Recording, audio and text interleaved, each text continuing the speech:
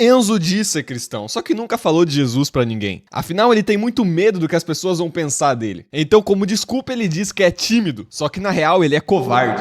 Deus odeia tímidos, eu vou mostrar pra você. Lá em Apocalipse 21:8 tá escrito o seguinte: mas quanto aos tímidos e aos incrédulos, e aos homicidas, e aos fornicários e aos feiticeiros, e aos idólatras e a todos os mentirosos, a sua parte será no lago que arde com fogo e enxofre. Meio pesado, né? Botar uma pessoa tímida do lado de tanto pecado desse jeito. Mas tem um segredinho escondido aí. Talvez você esteja entrando em choque porque você é tímido. Sei lá, você tem crise de ansiedade quando começa a falar em público. E será que só por isso tu vai pro inferno? Só porque tu não é aquela pessoa super sociável que conversa com todo mundo? Relaxa, não é sobre um traço de personalidade que esse versículo da Bíblia tá falando. Essa tradução que eu acabei de ler pra vocês é uma linguagem mais antiga. Quando você traduz essa palavra do original, mesmo tímido sendo uma tradução possível, uma outra palavra que melhor se encaixa nesse contexto é covarde. Não é à toa que ela é usada na maioria das traduções. Porque no original não se fala sobre um traço de personalidade, e sim sobre uma covardia espiritual. E isso muda tudo aqui. Porque você pode ser uma pessoa tímida, que é covarde espiritualmente, e uma pessoa extrovertida, que ainda assim é covarde espiritualmente. Porque o assunto aqui não é se você tem vergonha de falar em público, se você é bom de fazer uma apresentação de trabalho. O assunto aqui é se você tem vergonha ou não de apresentar Cristo. A palavra covarde no original aqui do texto remete a alguém medroso, alguém que não consegue manter posição, a ponto de negar a Cristo. E não uma pessoa que é quieta, reservada, ou que fica nervoso em conversar com uma pessoa nova. Na verdade, a gente tá falando de alguém que sabe o que é certo, mas não se posiciona. Prefere agradar as pessoas em volta do que ser fiel a Deus. É basicamente negociar a fé quando a pressão aumenta. Porque um cristão covarde não é aquele que fala baixinho, mas é aquele que tá em cima do muro. Dentro da igreja, ele é uma pessoa, e fora da igreja, ele é outra. Ele acha Jesus legal, mas prefere que Jesus fique reservado pro culto de domingo. Só gosta de falar de Deus quando não tem risco. Só fala de Jesus com os amigos da igreja. Não fala de Jesus com alguém de outra religião. Não fala de Jesus pra alguém que tá no mundo. Não fala de Jesus pra um ateu. Ele só tá disposto a obedecer Jesus quando ele não tem risco de perder nada. Afinal, ele tem medo de perder a sua reputação. Ele acha que ele é o protagonista, que vai estar todo mundo olhando pra ele. Ele esqueceu que a partir do momento que nós aceitamos a Cristo, o protagonista é Jesus. A gente é só um coadjuvante. Talvez você já sentiu no seu espírito de falar de Jesus pra alguém, mas isso poderia envolver você perder a sua reputação. Então você preferiu ficar calado. Afinal, o que essa pessoa vai pensar de você? Um cristão tímido, um cristão covarde, quando aparece a pressão, ele se adapta. Ele relativiza, ele fica em silêncio e ele nega a sua fé. Pode ser que da boca pra fora ele não falou nada, mas suas atitudes negam a Cristo. Um covarde espiritual tem uma coisa que crente de verdade não pode ter, que é temor de homens.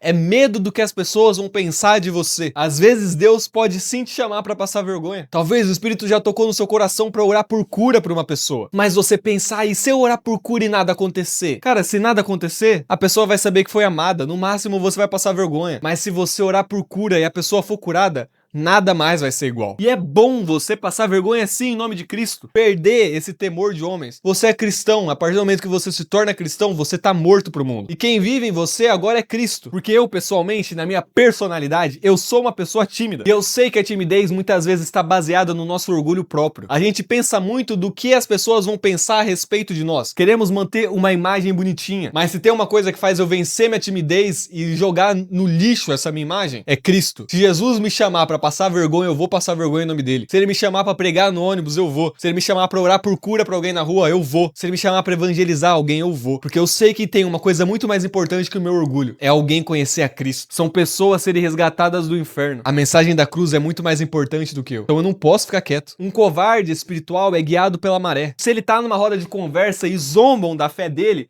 ele vai rir junto. Muitas vezes nem tem uma base firmada no conhecimento daquilo que ele acredita. Um cristão covarde muitas vezes vai passar como um crente legal. Aquele crente que vê os amigos pecando e se desviando e não fala nada. Que compactua, que bate palma. Mas esquece que seguir a Cristo envolve confronto. Todo o caminho de Jesus teve confronto. Os discípulos foram chamados por confronto. Eles não negaram a Jesus nem no último segundo. Eles literalmente foram martirizados por isso. Mas se a gente falar de Jesus na escola, meu Deus, estão me perseguindo. É melhor ser covarde. Já pensou te chamarem de crentão? Que absurdo. Eu imagino Paulo do céu vendo essas coisas. Paulo que foi açoitado várias vezes, preso, teve seu barco naufragado, teve o final da sua vida sozinho, decapitado, não negou a Cristo. Imagina ele do céu olhando a gente hoje. Em um país que você pode falar de Jesus abertamente, a gente com medo de pregar o evangelho. Cara, se os apóstolos tivessem essa mentalidade que muitos cristãos têm hoje, o evangelho não teria chegado até aqui. Graças a Deus, eles não eram como a gente. Covarde. O problema não é você ter um medo emocional. Você pode ser tímido, eu não tô falando pra você sair pregando no ônibus. Mas a Bíblia deixa muito claro em 2 Timóteo 1,7. Porque Deus não nos deu um espírito de covardia, mas de poder, de amor e de moderação. Porque na real, todo mundo sente medo. Quando eu vou falar de Deus pra alguém na rua, quando eu vou levar uma mensagem lá no grupo cristão da faculdade, vem um frio na barriga. O problema não é o medo, o problema não é sua timidez. O problema é você ser governado por ela. Aquele clichê, né? A coragem não é a ausência de medo. A coragem é vencer o medo. É você saber que a mensagem que você tem que entregar é muito mais importante que o mensageiro. E pode ser que te falte coragem. Pros próprios apóstolos, pro próprio Pedro, faltou coragem. E ele orou pedindo coragem ao Senhor. Lá em Atos 4:29. Senhor, olha a perseguição, olha as ameaças e concede aos teus servos a ousadia para pregar a sua palavra, a ousadia para estender a mão. Porque a parte nossa é estender a mão. Depois Deus vem com curas e milagres e maravilhas. Mas nós precisamos vencer o nosso medo para estender a mão. Mas antes de eu te falar como vencer esse medo, eu tenho que te fazer uma pergunta. Por que você não tá inscrito no canal ainda? Se você gosta desse tipo de conteúdo, nada mais justo do que você apoiar a gente. Seja comentando, se inscrevendo ou se tornando um membro. Porque além de ter recursos exclusivos como as lives e o grupo no Telegram, seu nome vai estar em todos os vídeos, como o Ademir Júnior, que foi o primeiro membro leão do canal. E quando a gente bater a meta de membros, nós vamos literalmente dobrar a quantidade de vídeos que tem por semana. Mas bora ver como vencer esse medo. Porque na real é muito fácil.